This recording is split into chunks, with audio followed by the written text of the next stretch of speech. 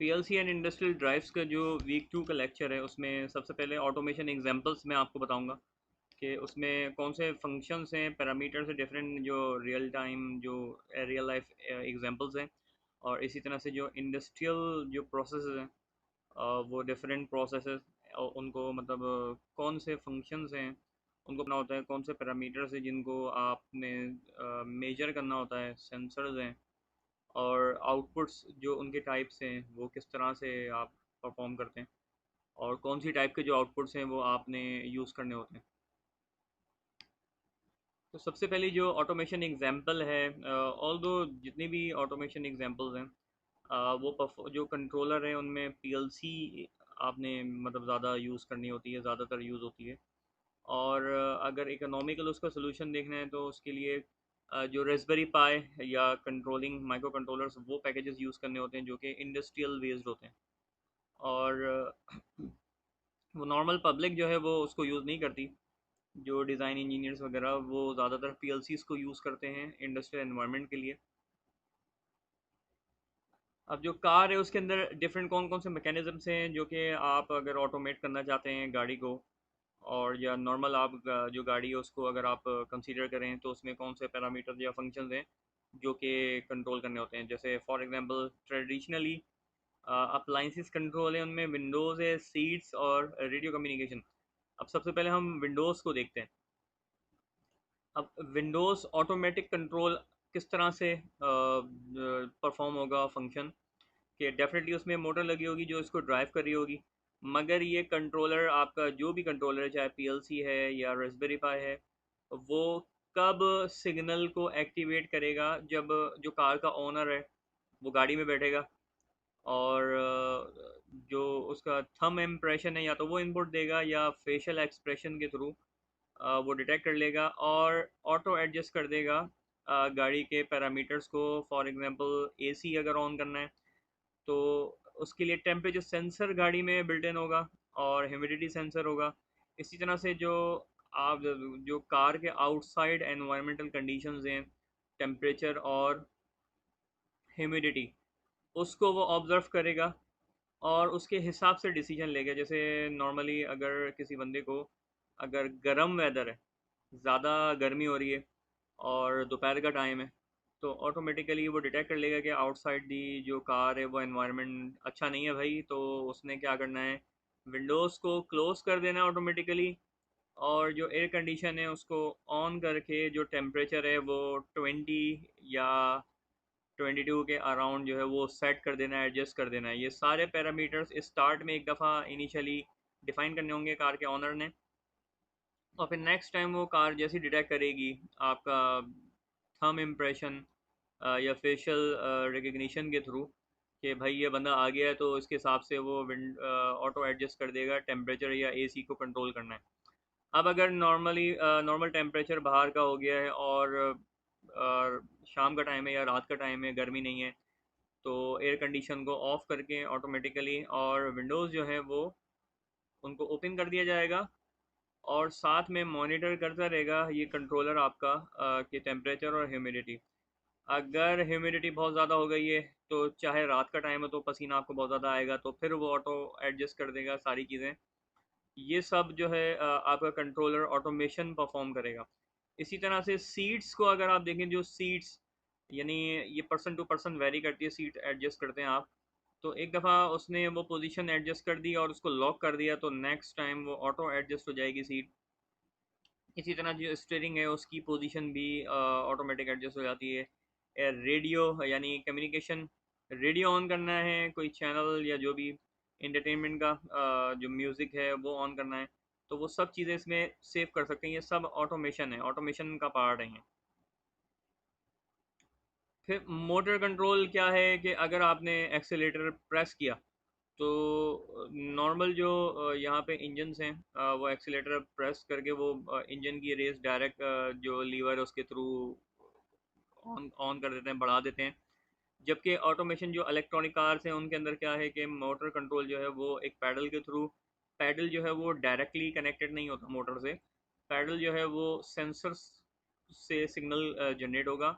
Pedal की movement को sensor detect करेगा। जैसे फॉर एग्जांपल आपने व्हीट स्टोन ब्रिज लगा दिया, वो आप प्रेस करेंगे, कंप्रेस होगा तो उसकी रेजिस्टेंस जो है वो चेंज होगी और उसके अकॉर्डिंगली वोल्टेज सिग्नल वेरी करेगा। वोल्टेज सिग्नल जब वेरी करेगा तो वो डिटेक्ट कर लेगा उसका ADC, analogue to digital converter लगा होगा मॉड्यूल, पीएलसी के अंदर भी मॉड्यूल्स होते हैं एडीसी, और वो उसको सिग्नल जैसे ही कन्वर्ट होगा तो पीएलसी उसके अकॉर्डिंगली जो भी उसमें प्रोग्राम किया है उसके हिसाब से वो स्पीड उसको एडजस्ट कर देगी। तो इस तरह से आरपीएम जो है ये वेरी होंगे इलेक्ट्रॉनिक कार सिस्टम के अंदर। अब क्रिटिकल न्यू एप्लीकेशंस जो मॉडर्न कार्स में हैं, ABS anti lock braking system. इसका काम ये है कि अगर कार बहुत ज़्यादा तेज़ स्पीड में जा रही है तो आपने सडन ब्रेक अगर आपने अप्लाई कर दिया तो कार स्लिप हो जाएगी और वो डेंजरस है। तो एंटी लॉक ब्रेकिंग सिस्टम क्या करता है कि गाड़ी को सडन ब्रेक अप्लाई नहीं करता, वो एक फोर्स अप्लाई करेगा, फिर रिलीज करेगा, फिर फोर्स अप्लाई करेगा और स्लो डाउन कर देगा थोड़े 4 से 5 सेकंड से भी कम वक्फे में। उसको एकदम से नहीं रोकेगा क्योंकि आप एकदम से गाड़ी नहीं रोक सकते, क्योंकि उसमें जो ट्रैक्शन कंट्रोल है वो ख़त्म हो जाता है, ट्रैक्शन ही ख़त्म हो जाती है, जो ग्रिप है, फ्रिक्शन है, वो ख़त्म हो जाती है, तो गाड़ी एकदम से जाके वो, तो चारों व्हील जो है वो एक साथ क्या कहते हैं वो लॉकडाउन नहीं होंगे। सिमिलरली अगर आप किसी ऐसे सरफेस पे गाड़ी चली गई है जहाँ पर ऑयल पड़ा है, कोई ऐसा स्लिपरी जो है वो मटेरियल है, और आधी गाड़ी आपकी जो है वो अलग नॉर्मल रोड पर है, तो उसको भी ऑब्जर्व करता है ये anti lock braking system, ABS system.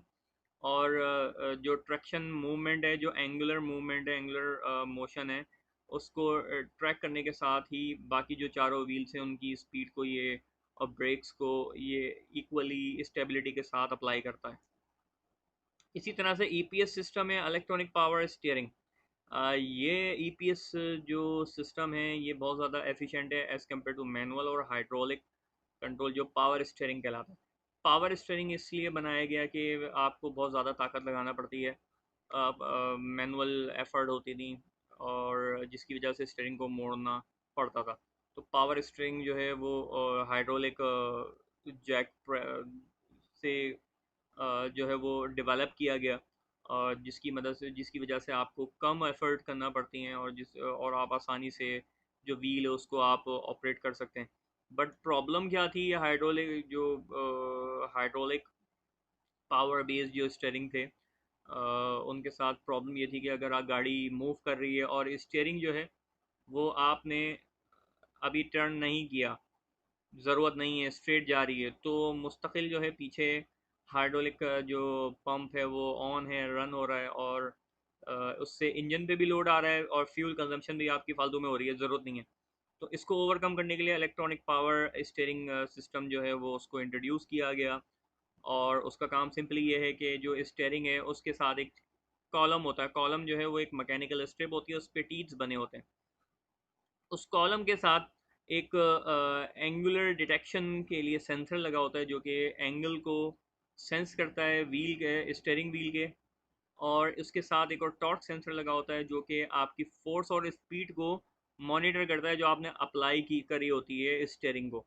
ये दोनों सेंसर जो है सिग्नल देते हैं इलेक्ट्रॉनिक कंट्रोल यूनिट को।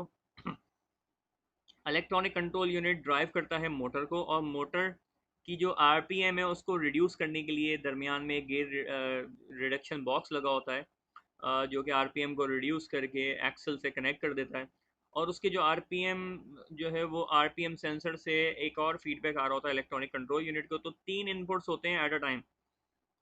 जब आपकी गाड़ी रन कर रही है और आपने स्टीयरिंग को मोड़ा नहीं है, नहीं उसको यूज़ कर रहे हैं, स्ट्रेट अवे गाड़ी को जाने दे रहे हैं, तो उस वक्त मोटर ऑफ हो जाएगी।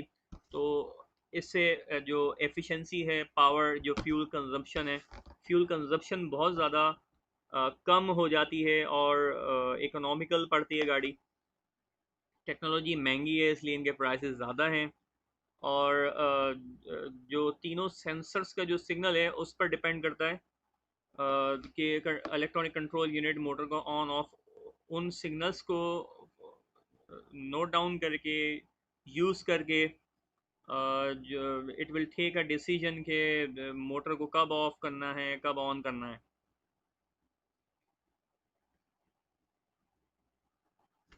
अब ब्रेक बाय वायर या क्रॉस बाय वायर, ये इंक्रीज सेफ्टी के लिए है। ब्रेक का मतलब है कि जो डिस्क ब्रेक है मैनुअल गाड़ी के अंदर जो पैडल जब आप प्रेस करते हैं तो वो डायरेक्टली मैकेनिकल असेंबली के थ्रू वो कनेक्ट होता है, जो डिस्क ब्रेक्स लगे होते हैं।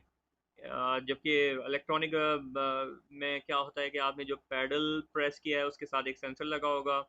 वो सेंसर जो है वो सिग्नल देगा इलेक्ट्रॉनिक कंट्रोल यूनिट को, और इलेक्ट्रॉनिक कंट्रोल यूनिट जो है वो जो ब्रेक्स है उनको ऑपरेट करेगा।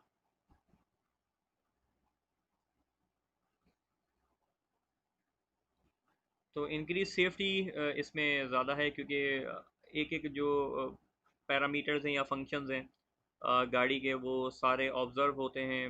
जो जितने भी फंक्शंस हैं उनको फीडबैक सिस्टम के थ्रू वो मॉनिटर कर रहा होता है। और इसी तरह से तो इसकी सेफ्टी जो है वो बहुत ज़्यादा है। ब्रेक बाय वायर जो है ये वही बात जो मैंने आपको बताई है, वो यहाँ पे स्टेटमेंट मैंने लिख दी है। There is a sensor connected with the pedal, controller detects the signal and generates actuating signal to the braking disc।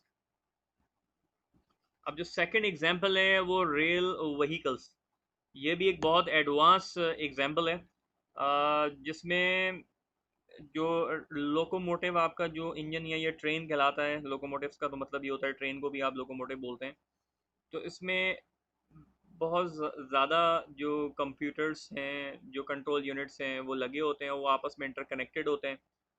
और रेडियो लिंक तो रेडियो कम्युनिकेशन के लिए है कि आगे आगे जो ट्रैक है वो क्या क्लियर है या नहीं है। इसी तरह से ये वीसीयू व्हीकल कंट्रोल यूनिट का काम क्या होता है कि तमाम जितने प्रोसेस हैं, जैसे स्पीड है, ब्रेक है, या ट्रैक्शन कंट्रोल यूनिट है, उसको कब सिग्नल देना है, किस तरह से, जो आरपीएम है या टेम्परेचर है, कोई एबनॉर्मल कंडीशन तो नहीं है। तो ये जो डायग्नोसिस यूनिट है, डायग्नोस्टिक यूनिट, वो भी लगा होता है, वो भी सिग्नल पीसीयू से कनेक्टेड होता है। वीसीयू, एक वीसीयू को जैसी सिग्नल मिलता है वो तमाम वीसीयू जितने लगे होते हैं उन सबको सिग्नल ट्रांसफ़र कर देता है, ताकि अगर फॉल्ट की सूरत में वो ऑपरेशन है वो स्टॉप कर दे। और डिस्प्ले यूनिट का काम क्या होता है कि आपको कम्युनिकेशन कर रहा होता है, जो ह्यूमन मशीन इंटरेक्शन है, यूज़र फ्रेंडली डिस्प्ले में, या उसके कोई कोड्स होते हैं, स्टैंडर्ड कोड्स, जो कि एक सर्टिफाइड जो बंदा होता है वो इसको देखकर जो है वो उसके अगेंस्ट जो है वो एक्शन लेता है। इसी तरह से यहाँ पे एनर्जी कितनी कंजप्शन हो रही है, जो पावर फ्यूल मॉनिटरिंग हो रही है, फ्यूल कितना कंज्यूम हो गया है, वो सारी चीज़ें। इसी तरह ब्रेकिंग सिस्टम है, इसमें ट्रैक्शन कंट्रोल यूनिट के अंदर भी जो जो फ्रिक्शन है, जो रेल की पटरी है, जो रेल हेड है, उसका और आपस में जो कांटेक्ट है, जो रेल व्हील्स का, उसकी जो ट्रैक्शन है यानी ग्रिप को मेंटेन रखने के लिए वो आरपीएम और उसकी मूवमेंट मोशन को कंट्रोल करता है, ये ट्रैक्शन कंट्रोल यूनिट। कि लोकोमोटिव्स यानी ट्रेन का बहुत ज़्यादा वज़न होता है, तो एकदम से उसको स्टार्ट करना आसान काम नहीं होता, क्योंकि वो स्लिप कर जाता है। तो इसके लिए जो ट्रैक्शन कंट्रोल यूनिट है वो करता क्या है कि इतने हैवी लोड को मूव करने के लिए इनिशियली हाई टॉर्क अप्लाई करता है लो आरपीएम पर, और फिर उसको with in few with in a second उसको ऑफ कर देता है, फिर ऑन करता है, फिर ऑफ करता है। तो इस तरह से वो आहिस्ता आहिस्ता रनिंग मोड में जब आ जाती है आपकी व्हीकल, तो जो ट्रेन है, तो फिर आहिस्ता आहिस्ता वो स्लोली स्लोली, क्योंकि हैवी जो लोड है वो आहिस्ता आहिस्ता अपनी जो स्टेशनरी जो स्टेडी स्टेट है उसको चेंज करके मूवमेंट में आने के लिए उसको टाइम लगता है। तो एक दफ़ा जब वो मूव होना शुरू हो जाता है तो इनर्शिया बन जाता है, तो फिर आरपीएम आहिस्ता आहिस्ता बढ़ना शुरू होते हैं। तो ये ट्रैक्शन कंट्रोल यूनिट का काम ये होता है। इसी तरह स्टॉप करते वक्त कि सडन ब्रेक अप्लाई नहीं करे जा सकते, वरना वो फ्रिक्शन जो है वो ख़त्म हो जाएगी और वो स्लिप होना शुरू हो जाएगा। तो ट्रैक्शन कंट्रोल यूनिट क्या करता है कि ब्रेक अप्लाई करता है, आरपीएम भी आहिस्ता आहिस्ता कम करता है, फिर ब्रेक अप्लाई करता है, फिर आरपीएम कम करता है। तो दोनों मिलकर इस तरह से ये ट्रैक्शन कंट्रोल यूनिट स्टार्ट और स्टॉप दोनों वक्त ये इस तरह से काम करते हैं। अब नेक्स्ट जो एग्जांपल है वो एयरप्लेन्स। तो एयरप्लेन्स के अंदर एवियोनिक्स का सबसे पहले जो टर्म है आपको पता होनी चाहिए कि जितने इलेक्ट्रॉनिक इक्विपमेंट्स हैं प्लेन के साथ जो कनेक्टेड हैं उसको एवियोनिक्स कहा जाता है। और प्लेन्स के अंदर आप ये याद रखें कि जितने भी इंस्ट्रूमेंट्स होते हैं, इंजन होते हैं, उन सबको बैकअप में डबल डबल लगाया जाता है, इसलिए कि कोई वापसी का रास्ता नहीं होता। रिलायबिलिटी, हाई रिलायबिलिटी चाहिए, क्योंकि इसमें बचने का चांस नहीं है, बहुत कम है। तो फ्लाइट कंट्रोल क्या चीज़ है उसमें, सबसे पहले safe flight envelope. Safe flight envelope एक ह्यूमन मशीन इंटरफेस डिस्प्ले होता है जिसमें आपको मैसेजेस दिए जाते हैं, बताया जाता है कि भाई जो आप प्लेन को अभी फ्लाई करने वाले हैं, जो आप, तो उसकी कैपेसिटी, मिनिमम मैक्सिमम स्पीड ये है, इसकी जो स्ट्रक्चरल जो स्ट्रेंथ है वो ये है। अगर आप उससे ऑपरेटिंग कंडीशन से आप आगे जाएंगे तो ये तो एक हादसा हो जाएगा और वो बहुत ज़्यादा ख़तरनाक है। तो आपने फॉलो अप करना होता है जो आपको फ्लाइट एनवेलप दिए जाते हैं। ऑटो पायलट वो ऑपरेशन है कि ऑटो पायलट पे लगाने के बाद एक सर्टेन हाइट और लॉन्गिट्यूड एल्टीट्यूड को ये मेंटेन करता है ऑटोमेटिकली, जो कंट्रोल यूनिट इसमें लगा होता है, और इसको फीडबैक मिल रहे होते हैं।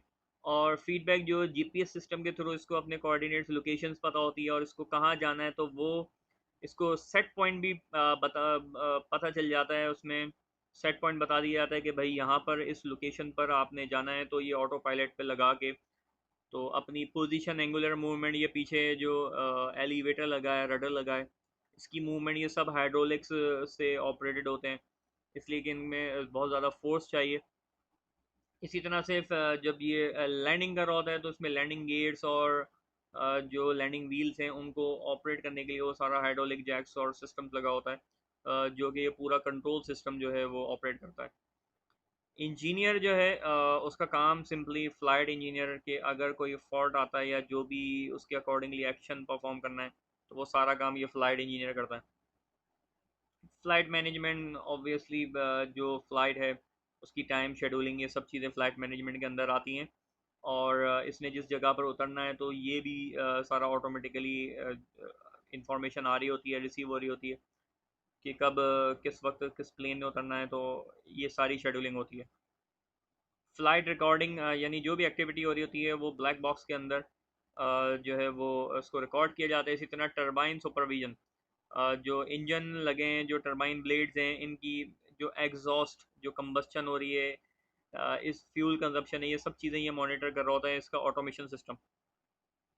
डायग्नोस्टिक्स, जो और इलेक्ट्रॉनिक कंट्रोल यूनिट इस प्लेन में लगा होता है उस वो सेल्फ डायग्नोसिस भी करता रहता है कि अगर फ्यूल ख़त्म हो रहा है तो वो इंडिकेशन आ जाए, हीट इस ज़रूरत से ज़्यादा हो गई है, यानी इस आरपीएम पर, इस स्पीड पर जो टरबाइन ब्लेड्स से कंबस्शन का जो हीट जनरेट हो रही है वो, और एयर प्रेशर वो क्या कहते हैं, अगर वो बढ़ गया है तो वो अलार्म जनरेट कर दे रहा है। इसी तरह एक्सटर्नल डिस्टर्बेंसेस हो रही है, एक्सटर्नल वेदर जो है वो हार्श है, तो वो अपडेट भी रेडियो लिंक के थ्रू यहाँ पे उसको ऑटोमेटिक अपडेट मिलती है, और वहाँ पे ऑपरेटर्स बैठे होते हैं जो कि इसको गाइड कर रहे होते हैं।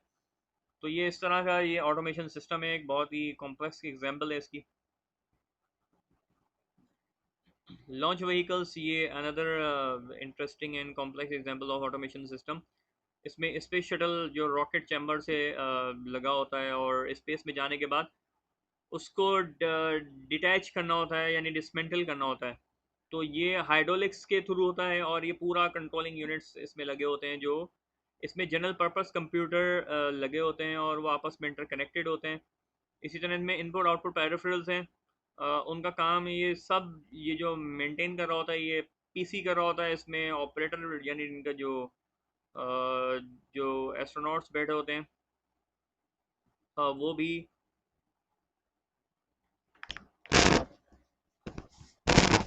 जो दरमियान में कोई अपडेट आती है तो उसके अकॉर्डिंगली वो फंक्शन परफॉर्म कर रहे होते हैं। तो ये काफ़ी इसकी ज़बरदस्त एग्जांपल है।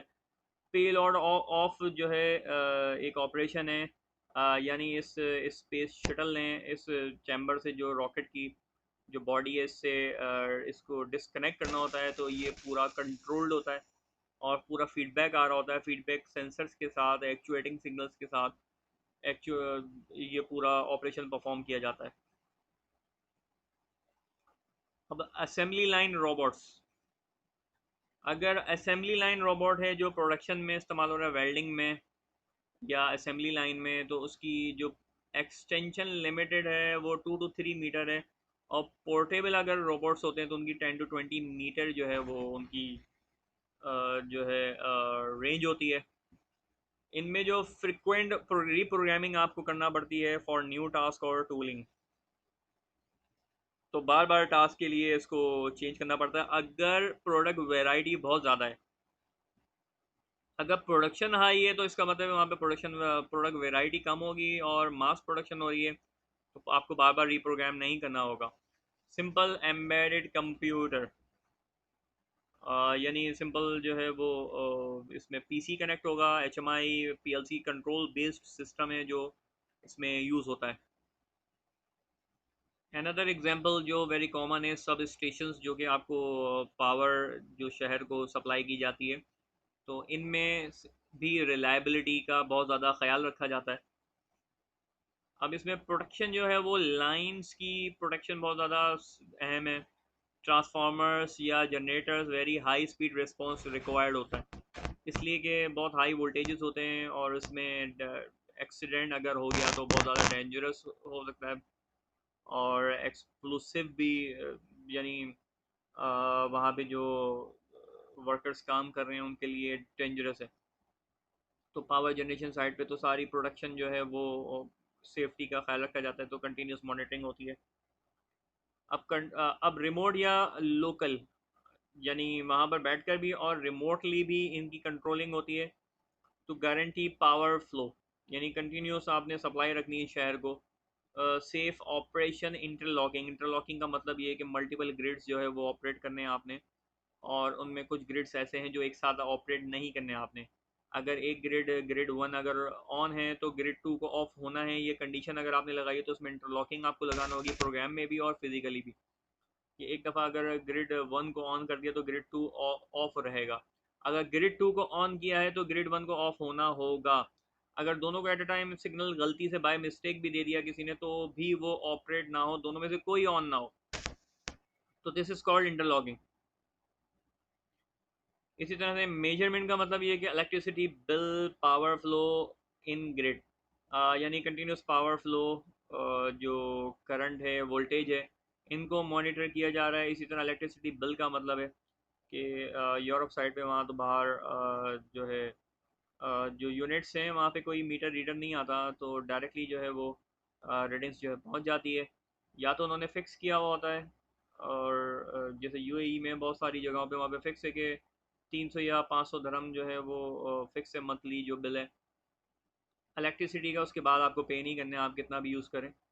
और यूरोप साइड पे भी वहाँ पे जैसे मोबाइल कार्ड आप स्क्रैच करके आप अपलोड करते हैं और उसको यूज़ करते हैं, तो इसी तरह से वहाँ पे इलेक्ट्रिसिटी के लिए भी वहाँ पे ऑटोमेटिक बिलिंग सिस्टम है कि या तो वो आप जब तक कार्ड स्क्रैच करके कार्ड ख़रीदेंगे नहीं तो आपका जो मीटर है वो आपको अलाउ नहीं करेगा। दूसरा, सेकेंडली, जो ऑटोमेटिकली जो जितने आपने यूनिट्स आपने यूज़ किए हैं वो सारे वो इनके मेन जो बिलिंग सेंटर है जहाँ से बिल जनरेट होते हैं वहाँ उनकी ऑटोमेटिक अपडेट पहुँच जाती है और बिल्स जनरेट हो जाते हैं। फार्मास्यूटिकल इंडस्ट्री ये एक और बहुत ही ज़बरदस्त एग्जांपल है। इसके अंदर इन्वेंट्री बहुत ज़्यादा ज़रूरी है कि जो मेडिसिन आपने बनानी है उसके लिए जो रेसिपी तैयार होगी, रेसिपी के लिए वो एलिमेंट्स, केमिकल्स मौजूद हैं या नहीं है, ये इन्वेंट्री में होगा। रेसिपी मैनेजमेंट, ये भी सारा ऑटोमेटिकली होता है कि जो आपने जैसे पैनाडोल बनानी है या ब्रोफीन सिरप बनाना है, ये जो भी हेल्थ सेफ्टी या हेल्थ लाइफ सेविंग मेडिसिन अगर आपने बनानी है तो उनकी जो रेसिपीज़ हैं वो पहले प्रोग्राम में फीड की जाती हैं, फिर वो उनको अकॉर्डिंगली कि कितनी परसेंट जो है वो कौन सा एलिमेंट डलेगा, ये सब कंट्रोलर में फीड किया जाता है प्रोग्राम के अंदर, और उनके साथ फ्लो मीटर, फ्लो सेंसर्स लगे होते हैं जो कि फ़्लो को मॉनिटर करते हैं और प्रिसाइजली जो है वो उनको ऐड अप करते हैं, और उसके बाद जो है वो रेसिपी तैयार होती है। पैकेजिंग जो है वो भी चेन प्रोसेस के अंदर जो है वो ऑटोमेटिकली ऑटोमेशन के थ्रू की जाती है। ट्रैकिंग और ट्रेसिंग बहुत ज़्यादा ज़रूरी है क्योंकि इसमें बहुत ज़्यादा मास प्रोडक्शन होती है। तो ट्रैक एंड ट्रेस क्या चीज़ है कि उसमें identify and track a product from its point of origin all the way through the supply chain to the end consumer, यानी पूरा चेन सिस्टम के थ्रू वो प्रोडक्ट, जो पहली प्रोडक्ट है वो ओरिजिन से बनकर एंड यूज़र एंड तक अगर पहुंच गई है तो उसमें टैगिंग अप्लाई करना, लेबलिंग, उसको सारा चेक एंड बैलेंस करना कि प्रोडक्ट जो है वो डिलीवर हो गई है या नहीं। तो ये सारा ट्रैकिंग और ट्रेसिंग जो है ये सारा ऑटोमेटिक इंटेलिजेंट सिस्टम का ये पार्ट है। कंप्लाई विद गवर्नमेंट रूल्स, अगर फार्मास्यूटिकल इंडस्ट्री आप तो हेल्थ सेफ्टी मेजर्स जो भी एसओपीज़ हैं वो आपको दी जाती हैं, आपने उसके उसको फॉलो करके ही ये सारा काम करना होता है। अब प्रोसेस इंडस्ट्री, ये भी ऑटोमेशन की एग्जांपल यहाँ पे इसलिए बताई गई है क्योंकि ये वो प्रोसेस हैं जो 24 आवर्स रन करते हैं। जैसे सीमेंट है, उसके साथ पल्प एंड पेपर है। इसी तरह ये इलेक्ट्रिक हीटिंग फर्नेस आपको नज़र आ रही है जिसमें डिफरेंट मटेरियल्स को मेल्ट करके मिक्स किया जाता है और उनका अलॉय जनरेट किया जाता है, और ये 24 आवर्स इनको रन किया जाता है। जो इलेक्ट्रिकल हीटिंग फर्नेस बहुत ज़्यादा हीट जनरेट होती है इनकी, तो इनको जब ऑन किया जाता है तो इनकी हीट जो है वो मेंटेन होने में बहुत टाइम लगता है। फिर इनको महीनों जो है वो रनिंग कंडीशन में रखा जाता है और मेल्ट करके वो अलॉयज़ जो है वो तैयार किए जाते हैं। इसलिए कि इनको दरमियान में अगर ऑफ़ कर दिया जाए तो इसमें प्रॉब्लम ये होती है कि जब ये कूल डाउन हो गए नेक्स्ट टाइम दोबारा आप इनको ऑन करेंगे तो इनका जो चैम्बर है, जो बॉडी है, वो डैमेज हो जाती है, उसमें क्रैक्स आ जाते हैं, तो इसलिए उसको मुस्तकिल ऑन रखा जाता है। इसमें कंटिन्यूस फ्लो ऑफ मटेरियल से ये मेक श्योर करना होता है, और ये सारा काम ऑटोमेशन के थ्रू होता है। और इसमें भी इन्वेंट्री मैनेजमेंट सिस्टम बहुत ज़्यादा अहम है, इम्पॉर्टेंट है। हाउस बिल्डिंग ऑटोमेशन, ये एक बहुत इंटरेस्टिंग एग्जांपल है। इसमें जो बेसिक जो फंक्शंस हैं, जो कंट्रोल पैरामीटर्स से करने होते हैं, उनमें फायर सेफ्टी, जो सेंसर्स हैं उसके अकॉर्डिंगली आउटपुट जनरेट करना, यानी शॉवर ऑन कर देना। इंटरप्शन, अगर अनवांटेड इंटरप्शन है, आप नहीं है घर में, तो सिक्योरिटी इसमें आ जाती है। क्लाइमेट, और क्लाइमेट का मतलब जैसे ह्यूमिडिटी मेंटेन करनी है, और इसी तरह टेम्परेचर है उसको मेंटेन करना है, तो उसके लिए सारा काम ये इस ऑटोमेशन का पार्ट है। एनर्जी मैनेजमेंट का मतलब है कि जहाँ पे ज़रूरत है लाइट की वहाँ पर ही उसको एक्टिव किया जाए, जहाँ ज़रूरत नहीं है वहाँ उसको डिसेबल कर दिया जाए। सब स्मार्टली सेंसर्स, मोशन सेंसर्स और पीआईआर सेंसर्स यूज़ होते हैं जो इसको डिटेक्ट करते हैं ह्यूमन एग्जिस्टेंस को। और दरवाज़ों पर जो है वो प्रॉक्सिमिटी सेंसर्स भी लगे होते हैं जो कि इजीली डिटेक्ट कर सकते हैं प्रेजेंस को human. H V S C जो है वो heating, ventilation and cooling air conditioning system है जो कि ऑटोमेशन का पार्ट है।